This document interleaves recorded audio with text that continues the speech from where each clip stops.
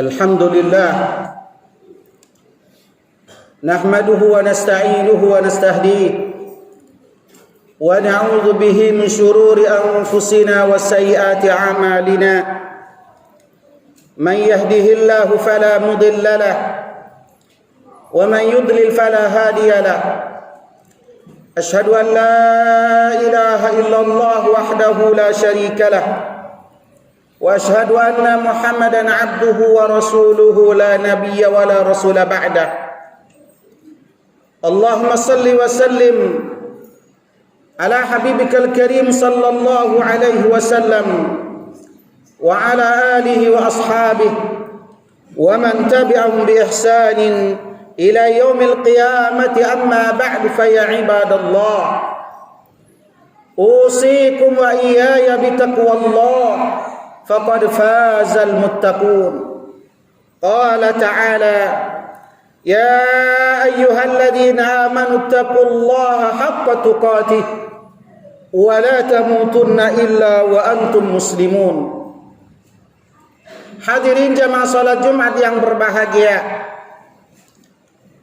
puja dan puji syukur senantiasa kita panjatkan kehadirat Allah Subhanahu wa taala, yang mana pada Jumat kali ini kita masih diberikan kesempatan oleh Allah Subhanahu wa taala melaksanakan rangkaian ibadah salat Jumat. Mudah-mudahan Jumat kita kali ini akan menambah keimanan dan ketakwaan kita kepada Allah Subhanahu wa taala. Hadirin jamaah salat Jumat, hafizakumullah. Hari-hari ini dunia merasakan bencana yang disebut dengan virus corona atau COVID-19. Apakah ini bencana atau musibah atau malah dia azab?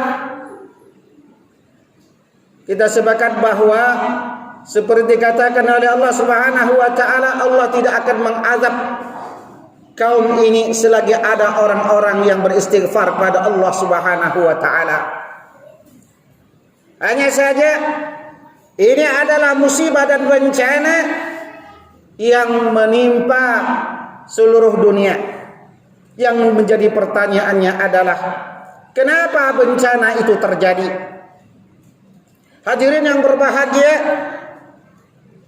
kita akan melihat bagaimana Allah Subhanahu wa taala menyebutkan di dalam Al-Qur'an yang menceritakan tentang musibah malapetaka yang terjadi yang menimpa orang-orang sebelum kita, sehingga nantinya akan menjadi pelajaran bagi kita dalam mengarungi kehidupan.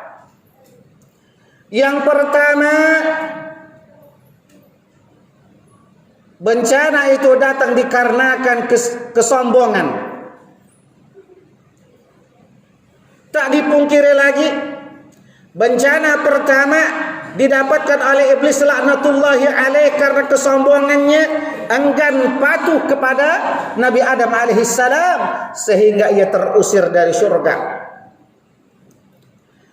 Kesombongan orang terdahulu seperti Namrud laknatullahi alaih. Bagaimana sombongnya Namrud ketika dia berhadapan dengan Nabi Ibrahim alaihissalam.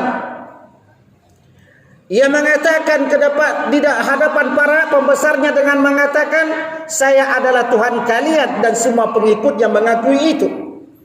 Ketika tiba gilirannya dengan Nabi Ibrahim, Nabi Ibrahim ditanya, siapakah Tuhanmu wahai Ibrahim? Nabi Ibrahim diam dan kemudian menjawab, Tuhanku adalah Allah, yuhyi wa yumiit. Tuhanku yang maha menghidupkan dan mematikan. Namrud pun mengatakan, aku pun bisa demikian. Hadirin yang berbahagia, apa akhir dari cerita kesombongan Namrud? Apakah dia harus dikalahkan dengan bala tentaranya Nabi Ibrahim? Ia mati dengan tombak atau pedangnya Nabi Ibrahim? Ternyata tidak. Kesombongannya dihancurkan oleh Allah Subhanahu wa taala dengan dikirim oleh Allah serangga yang ganas dan mematikan. Seluruh pengikut dan rakyatnya dibinasakan oleh Allah dengan serangga ketika mereka semuanya berkumpul di istana kebanggaan Namrud laknatullahi alaihi. Yang kedua, bencana itu datang karena kemaksiatan merajalela di mana-mana.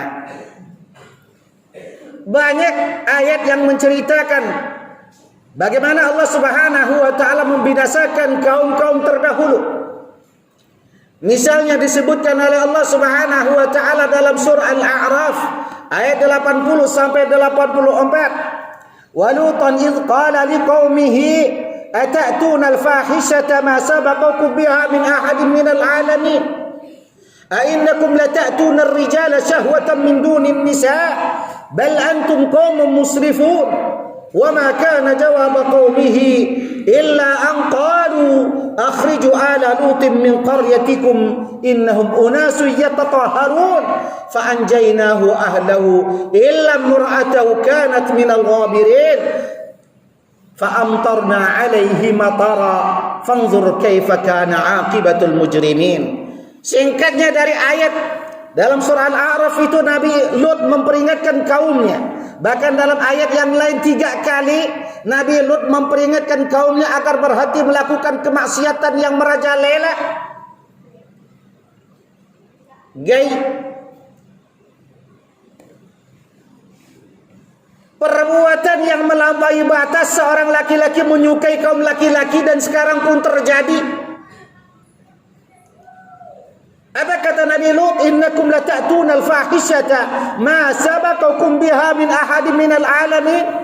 Kemaksiatan yang masif dan merajalela yang tak pernah menggubris peringatan Nabi Lut alaihissalam melalui wahyu disampaikan oleh Allah Subhanahu wa taala. Hadirin yang berbahagia, apa akhir dari kemaksiatan itu? Allah hancurkan perkampungan tersebut. Lautnya menjadi lautan mati, daratannya, pegunungannya terbakar hitam legam, tak ditumbuhi rumput sedikit pun sampai hari ini. Adab dari Allah Subhanahu wa taala kepada mereka yang melakukan kemaksiatan merajalela. Dan itu pun mungkin sudah terjadi di tanah air kita ketika kemaksiatan dilakukan secara masif, merajalela, dilakukan dengan bersama-sama, maka Allah Subhanahu wa taala mengirimkan bencana itu sebagai teguran bagi orang-orang yang berbuat maksiat. Yang ketiga, kenapa bencana itu datang? Karena keserakahan orang-orang terhadap dunia. Ar-Rum ayat 41. Zahara al-fasadu fil barri wal bahri bima kasabat aydin nas liyudhiqahum ba'd alladhi 'amilu la'allahum yarji'un. Hadirin yang berbahagia, kerusakan sudah nampak di mana-mana di dunia ini. Tak terkecuali di daerah kita, di tanah air kita. Kerusakan di mana-mana sudah nampak dalam kehidupan kita. Maka kalau bencana, musibah dikirimkan oleh Allah Subhanahu wa taala, itu adalah sebagai teguran bagi kita. Manusia, berhenti berbuat kerusakan. Manusia, kembalilah engkau kepada Allah. Manusia, tobatlah engkau kepada Allah. Sebelum bencana demi bencana akan kami timpakan, kata Allah Subhanahu wa taala. Yang keempat, kenapa musibah bencana itu datang? Karena kefasikan orang-orang yang diberi amanah oleh Allah Subhanahu wa taala. Yang keempat, karena kefasikan orang-orang yang diberikan amanah oleh Allah Subhanahu wa taala. Tidak akan mereka bersumpah untuk melaksanakan amanah itu. Tidak akan mereka berjanji setia melaksanakan tugas dan kewajiban mereka. Lihatlah apa yang dikatakan oleh Allah dalam surah Al-Isra ayat 16. Wa idza aradna an nuhlika qaryatan amarna mutrafiha fafasaqu fiha fahaqqa 'alaiha al-qawlu fadammarnaha tadmira. Ingat kata Allah, apabila kami ingin membinasakan suatu kaum, suatu bangsa, kata Allah, amarna mutrafiha, kami perintahkan kepada para pembesarnya, pemegang amanah, pemangku jabatan. Mereka bersedia untuk melaksanakannya, tapi apa kata Allah? Fafasaqu fiha, mereka berbuat kefasikan. Fasik menurut Ibnu Katsir adalah orang yang tahu dan berjanji untuk melaksanakannya, namun mereka melalaikan, dan bahkan mungkin mereka adalah orang yang membatalkan perjanjian itu dengan sekehendak mereka sendiri. Ingat kata Allah, fadammarnaha tadmira. Bangsa itu akan kami hancurkan, kata Allah Subhanahu wa taala. Yang keempat, yang kelima, karena kezaliman di mana-mana. Hadirin yang berbahagia, apa kata Allah Subhanahu wa taala dalam surah Al-Qasas ayat 59? Wa ma kunna muhlikil qura illa wa ahluha zalimun. Hadirin jamaah salat Jumat yang berbahagia, jika ada bencana di mana-mana, jika ada musibah di mana-mana, dan semuanya musibah dan bencana itu sepertinya tidak kunjung hilang dalam kehidupan kita, tidak kunjung berakhir. Karena apa? Karena kezaliman terjadi di mana-mana. Apa kata Allah? Wa ma kunna muhlikil qura illa wa ahluha zalimun. Tidaklah kami menghancurkan suatu kaum, membinasakan suatu kaum, memberikan peringatan bencana illa wa ahluha zalimun, kecuali orang-orang yang berada di situ adalah orang-orang yang zalim. Nauzubillah, nauzubillah, tsumma nauzubillah. Hadirin yang berbahagia, kezaliman memang sudah di mana-mana, terlihat oleh mata kita.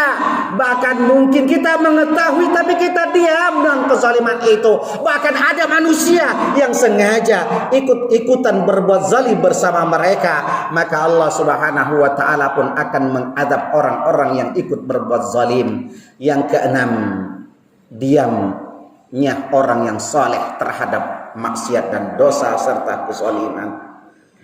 Hadirin yang berbahagia, mungkin orang bertanya-tanya, Ustaz, kenapa di sana ada orang soleh? Kenapa di sana ada orang baik juga mendapatkan azab? Kenapa juga di sana ada orang yang selalu melakukan kebaikan juga mendapatkan musibah dari Allah?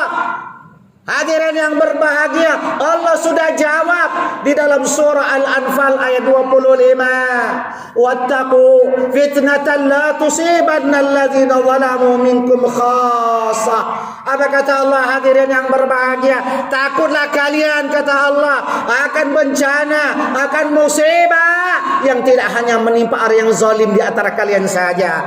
Dia juga akan menimpa orang yang saleh. Dia juga akan menimpa orang yang selalu datang ke masjid. Dia juga akan menimpa orang yang selalu berkebaikan. Dia juga akan menimpa orang yang berbuat sedekah dan lain sebagainya. Tapi dia diam dengan kemaksiatan dan dosa serta kezaliman yang dilakukannya. Hadirin yang berbahagia, ingatkah kita suatu kisah diceritakan oleh Allah Subhanahu wa taala ketika Allah Subhanahu wa taala memerintahkan malaikat untuk menghancurkan suatu kampung. Apa jawaban malaikat? Ya Allah, anuhlikuha fiha rajulun saleh. Wahai Allah, apakah kami akan menghancurkan kampung tersebut, bangsa tersebut, sedangkan di dalamnya ada orang-orang yang saleh? Apa kata Allah Subhanahu wa taala? Wahai malaikat, ibda min baitihi, mulai dari rumahnya. Kenapa harus dimulai dari rumah orang yang saleh itu? Apa jawaban Allah? Fa innahu la ya'muru bil ma'ruf, karena ia tidak pernah mengajak dari kebaikan, wala yanha 'anil munkar, dan dia tidak pernah mencegah kemungkaran. Ia nimbrung. Yang penting mah saya enggak ikut, saya mungkin cuman hadir. Yang penting mah saya enggak makan, yang penting mah saya enggak ngelakuin, saya lihat enggak apa-apa. Anda termasuk orang-orang yang mendapatkan bencana azab daripada itu semua. Apalagi kalau kita pun ikut neken, apalagi kita ikut mencicipi, apalagi kita ikut bersama-sama dalam melakukan kezaliman itu. Sedikit pun yang kita lakukan, Anda termasuk dalam hal yang demikian. Apa kata Allah? Wattaqu fitnatan la tusibanna alladzina zalamu minkum khassah. Takutlah kalian akan musibah, akan bencana yang tidak hanya menimpa orang-orang yang saleh, orang yang zalim saja, tapi akan terkena di dalamnya orang-orang yang baik dan orang-orang yang saleh. Nauzubillah. Aduhai wahai Allah, maafkan kami wahai Allah terhadap lemahnya iman yang kami miliki, sehingga kami tidak mampu melakukan untuk mencegah perbuatan yang mungkar dan mengajak orang melakukan perbuatan yang baik. Ampuni kami wahai Allah. Yang terakhir atau yang ketujuh, kenapa musibah bencana itu datang? Yang ketujuh adalah merupakan seleksi dari Allah Subhanahu wa taala. Hadirin yang berbahagia, lulus atau tidak kita dari ujian itu, kita harus melalui ujian dari Allah Subhanahu wa taala. Seorang mahasiswa akan lulus kalau dia sudah ikut ujian. Siapapun akan dikatakan lulus kalau sudah tertera di dalamnya nilai atau tulisan dia lulus. Maka Allah Subhanahu wa taala, lulus atau tidak, orang dari ujian Allah harus melalui ujian itu. Ahasiban nasu ayyutraku ayyaqulu amanna wa hum la yuftanun. Apakah manusia akan melenggang kangkung begitu saja masuk ke surga mendapatkan kebaikan sedangkan mereka tidak pernah diuji oleh Allah? Atau paling tidak mereka akan mendapatkan tes-tes dari Allah seperti dalam surah Al-Baqarah ayat 155 sampai 157. Walanabluwannakum bisyai'in minal khawfi wal ju'i wa naqsin minal amwali wal anfusi wath thamarat wa basyiris sabirin. Apa kata Allah? Pasti kami akan menguji kalian bisyai' dengan sesuatu, minal khawfi dari ketakutan. Virus yang sekarang menyebar membuat kita panik dan takut. Walanabluwannakum bisyai'in minal khawfi wal ju' wa naqsin minal amwal. Ketakutan dari kelaparan, kekurangan harta benda, kekurangan pangan. Seleksi dari Allah Subhanahu wa taala. Tapi apa kata Allah? Wa basyiris sabirin. Manusia, itu ujian seleksi dari aku kata Allah. Lulus enggak kalian dari ketakutan yang kalian rasakan saat ini? Lulus enggak kalian dengan kemiskinan, dengan kesusahan yang sekarang kalian rasakan saat ini? Lulus enggak kalian dengan kemiskinan yang sedang menimpa kalian? Tapi kata Allah, ada hambaku nanti yang akan lulus. Wa basyiris sabirin. Siapa mereka? Orang-orang yang sabar. Apa kata Allah dalam ayat 156-nya? Alladzina idza asabathum musibah qalu inna lillahi wa inna ilaihi raji'un. Mereka yang lulus itu adalah ketika mereka ditimpa musibah, mendapat bencana, mereka mengatakan ini adalah dari Allah. Orang yang baik seperti kata Allah dalam surah An-Nisa, jika ia mendapat musibah itu disebabkan oleh tangannya, oleh karena dosanya. Hadirin yang berbahagia, maka mereka mengatakan qalu inna lillahi wa inna ilaihi raji'un.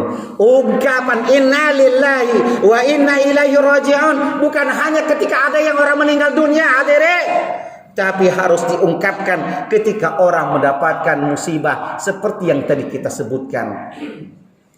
Maka Allah Subhanahu wa taala mengatakan ulaika alaihim salawatum min rabbihim wa rahmah. Jika mereka lulus, mereka akan mendapatkan doa dan mendapatkan rahmat dari Allah Subhanahu wa taala.